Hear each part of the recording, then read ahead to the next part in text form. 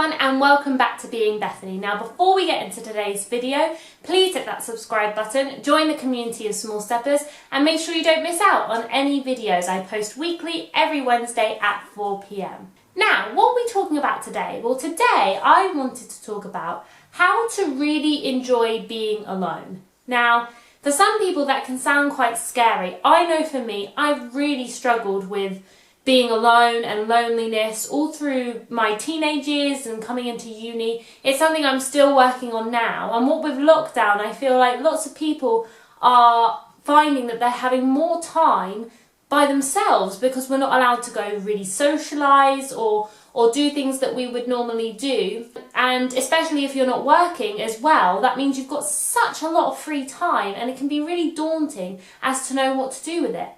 So my first point really, and I feel like this main point will kind of link into all the others, is the mindset that comes with thinking about being alone versus loneliness. And I think that's really important and something which I'm trying to identify now as well.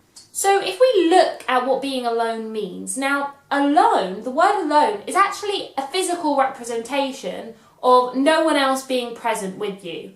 Whereas loneliness is more of a feeling, and it actually says sadness over not having friends or companions. So alone is physical, loneliness is a feeling, and I think sometimes what happens is we mix the two. So I think sometimes when we find ourselves alone, perhaps in your house or something like that, immediately our brain thinks, oh my goodness, this is so lonely, I feel so lonely. And especially if you haven't really had too much of an issue with loneliness before, it can be easy to wrap them both up and to kind of spiral in your thoughts and feelings. So I just think it's important to make that distinction. Now, being alone doesn't necessarily mean that you have to be lonely. Being alone just means that you can still find other forms of connection, but you're doing it by yourself. Whereas loneliness, I feel like, is losing that connection with others, and it spirals into a negative emotion. Now, I would just like to say, as a little disclaimer to this video, I always encourage socialising, and I think it's really important to have people in your life that you can talk to, especially when you're struggling with your mental health. And obviously this channel is a lot about mental health. So I just want to say that if you're struggling right now, don't take it all by yourself. Please talk to people and please share what you're experiencing. The reason I wanted to talk about being alone today is that it is okay to have time on your own, and it's quite natural in life to find yourself with time just by yourself, but that can still be really hard for people. So I wanted to talk about that today, but it is still really important to make sure that you're reaching out to people. And by no means am I saying that everyone should just spend all this time alone and not speak to anyone. Of course not. So I just wanted to put that out there. In extension to that then, if you're really struggling with loneliness, and like I said, I have as well in the past, it's really important to find the root cause. This would be my first tip. If you're someone that feels really sad by loneliness a lot, then it's really important to understand why. And this is where I think perhaps asking for help or some counselling might be useful. I know it was for me, because sometimes loneliness and those feelings can be because of certain trauma in your life, from a place of lack of self-esteem and insecurity. It could be through loss or through grief. And I think really picking that apart can really help. Personally, I always struggled with being on my own, especially at night time, because I felt like that's when all my horrible thoughts and feelings and emotions would come at me, and it would be quite overwhelming. Now I found that when I started counselling and where I had a safe space to get off all those thoughts and feelings and really work through them, I think that helped in my alone time, and I definitely feel better when I'm on my own now, because I've confronted those thoughts and emotions that would come up for me, and I realised that perhaps it was from a place of lack of self-esteem, and also I'm from a really big family, so especially when I went to uni, I just always felt like I needed people there. It was perhaps some codependency issues. So I think above all is to have that mind shift when it comes to alone and loneliness. But if you're really struggling with loneliness, finding the root cause can be so helpful in then your future times on your own. That can be really, really useful.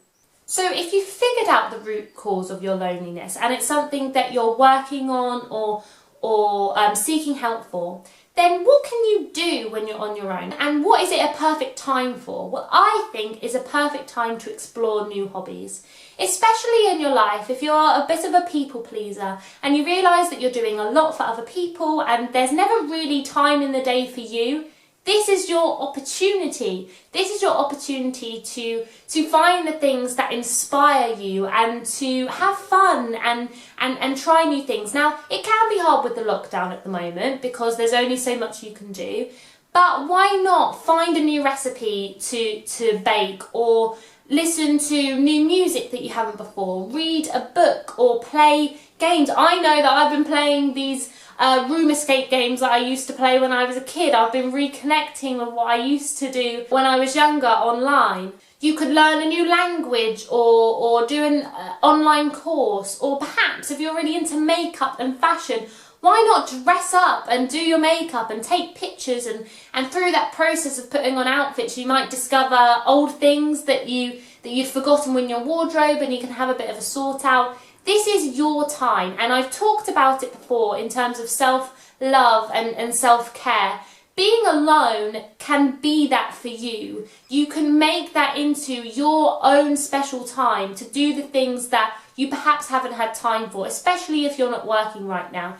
If you are working right now, then please treat that alone time, and maybe some of you will, maybe you don't see it as such a bad thing, because when it's your alone time, that means it's your time to relax and unwind. So I would really encourage just getting to know yourself and being fully absorbed in an activity with no distractions. I know for me, sometimes when I'm alone, I scroll on social media for hours, and you know what?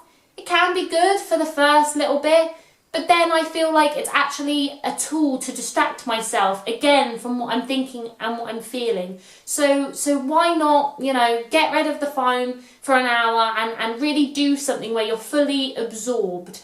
My next point about why being alone can actually be a good thing is that I feel like it can help relationships. Whether that's family relationships, whether that's with someone that you're in an intimate relationship with, like a boyfriend, girlfriend, partner, or friendships. I think sometimes if you can be really secure in being by yourself, that can also make other times with other people really special. Sometimes, especially if you have low self-esteem, you can really latch on to people and be quite codependent with people because, again, you don't really want to sit with your own self. And that means that actually it can be a bit draining for both you and the other person. Whereas if you're secure in yourself, if you're loving yourself, then you've got so much more love to give to other people. And I really do believe that, and it's something I've really started to realise over the last few years, that loving yourself first means that you have so much more love to give, and it means that you want to be around someone and you don't need someone to feel better. So I think if you can really get secure with being by yourself, it's really going to help with all your other relationships in your life, and hopefully as well it will bring a confidence to you. It will make you feel more independent and like you can do things on yourself. There's no shame in asking for help. Let me put that out there, and that's one of my top tips with mental health is to reaching out to someone.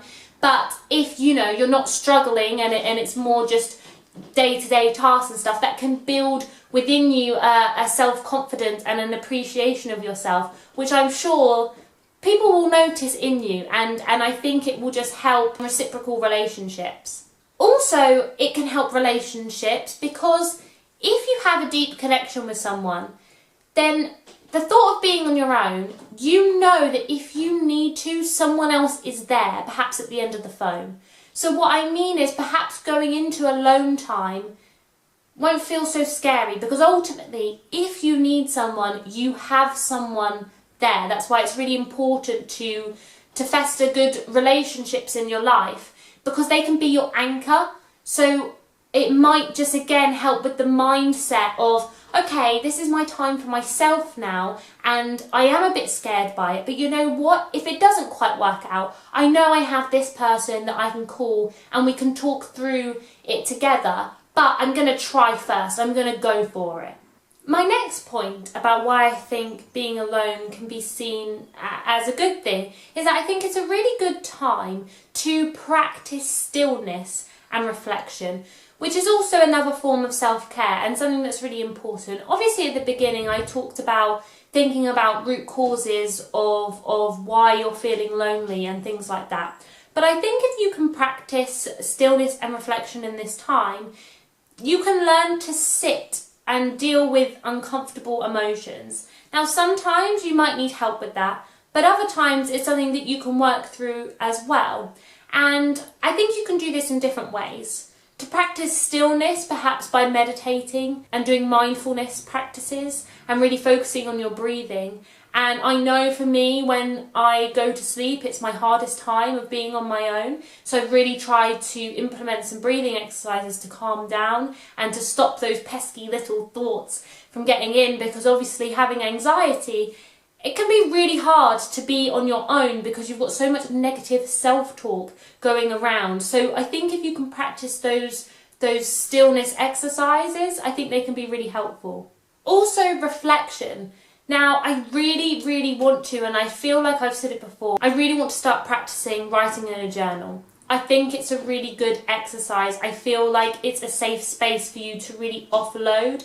Perhaps you've done counselling, perhaps you can't do that right now and you haven't got that place that you can just offload all your emotions and feelings, and I think that's a really good thing to do. I really do think sometimes we keep so much bottled in that when it comes to being on our own, we don't want to deal with that stuff. So maybe just taking some time when you're on your own to write about your thoughts and your feelings, perhaps writing also things that you're grateful for, and practicing those kind of exercises to boost yourself whilst you're in that moment, and then you can reflect and read through, and also picking out moments in your day which perhaps sometimes you might not normally have noticed and why that was important to you. So I think that's a great exercise. And further on from that, these stillness ideas, things like taking a walk and actually not listening to music. Don't get me wrong, I love listening to music on a walk, but perhaps not, so you're not distracting yourself from those moments. Like,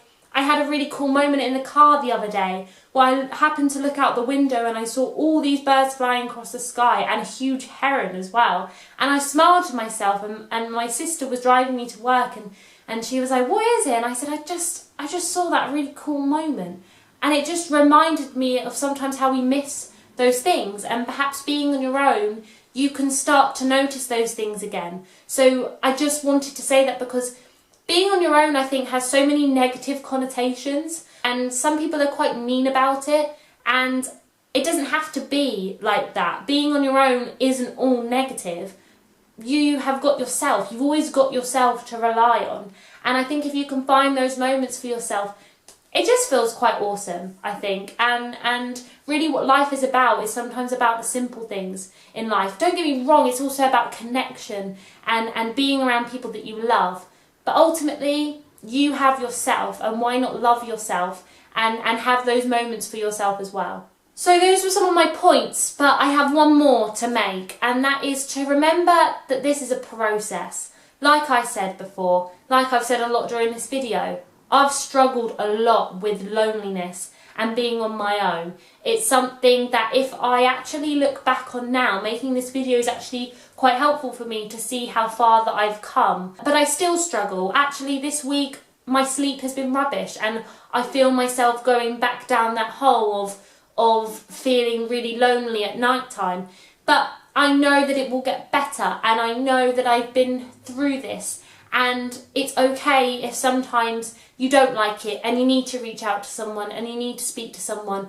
That's okay. Like I said, it's a process, but during this process, hopefully you can get to know yourself a bit better. You know, sometimes I think we put labels on ourselves of I'm this to this person, or I'm this kind of worker, or I'm this and I'm that, and sometimes we forget about who we are, actually what makes us tick and what we enjoy and what we don't enjoy and things like that. So being alone can really help with kind of loving yourself and getting to know yourself better, and all your little quirks and things like that. And it's your time to get creative in anything that you want to do. And also it's a time to get to know your emotions, you know. Again, I think when a negative emotion comes up, we're all quite standoffish because we're told constantly and fed this notion of being consistently happy all the time, and that's not realistic. Life is full of ups and downs, and it's okay sometimes if you're going to be unhappy. That's just life. It's okay to have those negative emotions,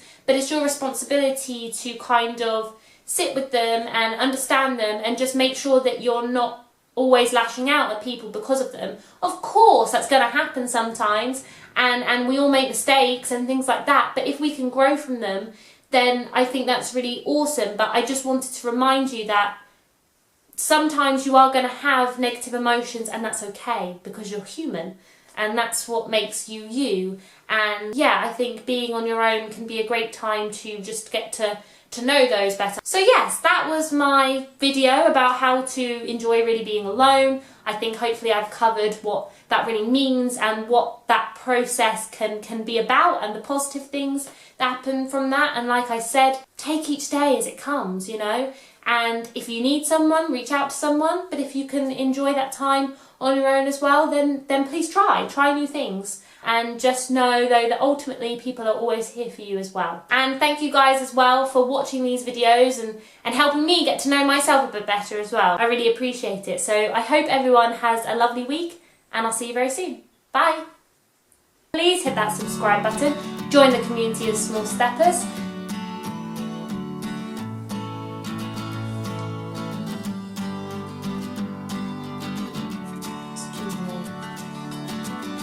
But what I mean by this is technology is really used a lot, and we have lots of stimulus.